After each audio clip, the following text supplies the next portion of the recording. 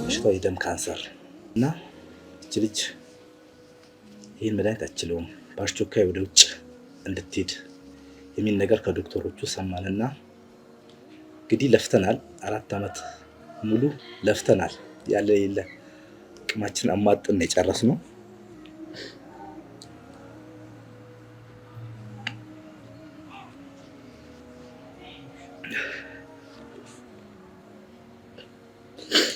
ብቻ አልሐምዱሊላህ ያው አሁን በዚህ ደረጃ ትገኛለች። ያው ወደ ውጭ ይትባል አቅማችን አይፈቅድም። ያለ የሌለ ነገር ጨረሰናል። እንግዲህ ይሄን ይመስላል ያለው ነገር። የተለየ ነገር የለም እና ህክምናው አድካሚ ነው። ያው በየቀኑ ነው የምንሄደው የምንመጣው እና በቃ መድኃኒቱም ደግሞ አድካሚ ነው።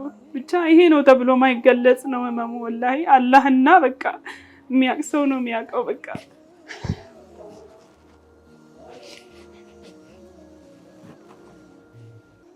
ጀርባዬን ሁሉ በቃ እያመመኝ ማለት እዛ ውስጥ ብዙ አይነት ፈተና አለ። የምታውቁት ከሆነ ጥቁር አንበሳ ህክምና ለማግኘት ከባድ ነው። እሱ ስራ እየሰራ እኔ እያሳከምኩኝ ኬሞቴራፒው የሚገዛበት አንዳንዴ ከውስጥ ይገኛል፣ አንዳንዴ ከውጭ ተብሎ ከዘመዶችም ከምንም በቃ ከሚሰራበት ቦታም ትብብር እየተደረገ በዛ ሰዓት ስናሳክማት ነበረ እና አንድ ኬሞ እስከ 4000 ብር 6000 ብር መንገዛበት ሰዓት ነበረ የዛን ሰዓትም ማለት ነው። ግን ያንን ሁሉ ነገር በቃ ቤተሰብም እየረዳን እኔም በጉልበቴ አንድ ቀን ሰለቸኝ ሳልል እናት ልጄ ናትና እንግዲህ ያው ተሸክሚያት ነበረ የምዞረው። ምክንያቱም እግራቸውን እጃቸውን ነበር የሚያማት ማለት ነው እሷ። እነዚህ እህት ወንድሞች ልጃቸው ታማለች። እንደምታዩት ነው ካንሰር ነው የታመመችው፣ የደም ካንሰር ነው የታመመችው። እነሱ ደግሞ ስራ የላቸው፣ ባሏም ይታመማል። ስራ መስራት እየቻለ አይደለም። ስራ ጋር ሲገባ እሱንም ይጥለዋል። እሷም በተመሳሳይ ታማ እንደነበረች ነው።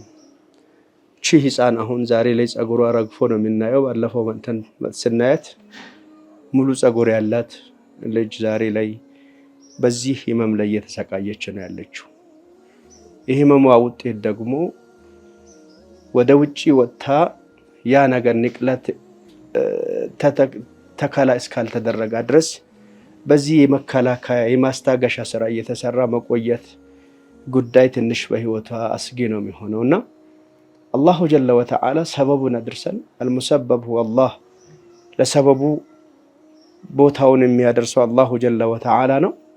ሃሩን ሚዲያ ዛሬ ይህን ጉዳይ ለህዝቡ እንዲያደርስ የህዝብ ጆሮ የሆነው ሃሩን ሚዲያ ከዚህም በፊት የታመሙ ሰዎችን እንዲህ በማድረግ ዛሬ ከትምህርት ገበታ ተፈናቅለው የነበሩት ወደ ትምህርት እንዲመለሱ ምክንያት የሆነበት ምክንያት ስላለ የዚህችም ልጅ አላሁ ጀለ ወተዓላ ሙሉ አፊዋን መልሶ ወደ ትምህርቷ እንድትመለስ ለማድረግ የተሰበረ ልባቸው እነዚህ ወላጆቻችንም የመጠገን ስራ እንስራ።